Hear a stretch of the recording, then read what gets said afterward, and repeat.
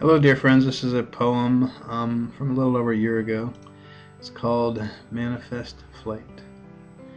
Whatever you might conceive, so long as you also believe, that thing may indeed come true, with only enough faith from you. But it's not always as you foresee. I hope that you'll take it from me and consider the words of this song. I'll try hard not to steer you wrong. There's so much that life has in store as you stop wanting more, and more, and trust that love surely provides, and believe it with all you've inside. A life of pure kindness and joy for each man or woman, girl or boy. Relax in this moment of bliss and feel all that was then and is. The universe at your command, controlled by the strength of your hand. But consider for a moment the peace that comes with a heart of release. The choices of life are now yours. I've shown you the heavenly doors. Decide and believe to be free, and fly now and ever with me. It's funny, it surprises me that I wrote that poem over a year ago, and yet, so I obviously had a little bit of understanding about manifesting and about joy and about release and about all these wonderful things, and yet this morning I questioned kind of everything as I peeled back a few more layers and let go of a few more objections and fears and beliefs and barriers that stood between me and the realization, the actualization, the manifestation of my dreams.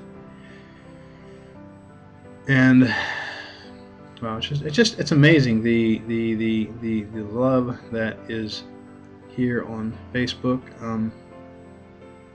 in my life in general. Like many people, I used to have lots of scared and unloving people in my life, and the more I live, the more I choose to live this life of love, the more love there is, and the more love I give, the more love I get. And that's not really anything new, but it's cool to actually see it more and more all the time, that this stuff really works, that as we give love we get love, and as we give love we get love, and as we give love we get love, and as we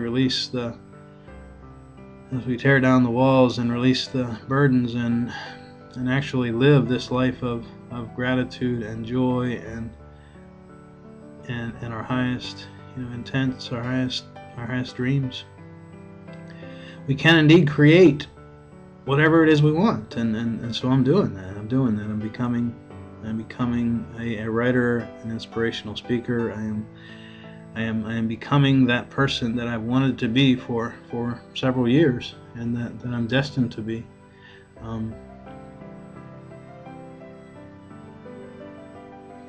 And it's been a little tough. It's been a little tricky, and it's partly because of the books that I'm writing. The first one,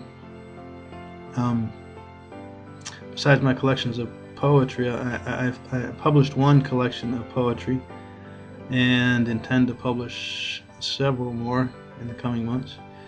But then I wrote a nonfiction, sort of a self-help book. It was called Embracing Failure, and that was last month, and it was difficult, and I'm pretty sure the reason it was difficult is because I sort of had to live it to write it. And the same is true of the current one that I'm writing. It's called Embracing Change.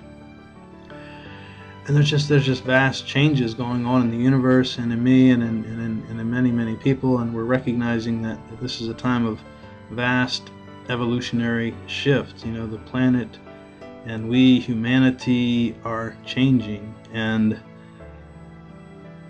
some of us are still resisting that. I guess all of us are resisting it to some certain extent, but many of us are trying not to resist it and trying to sort of go with the flow and just allow and embrace this evolutionary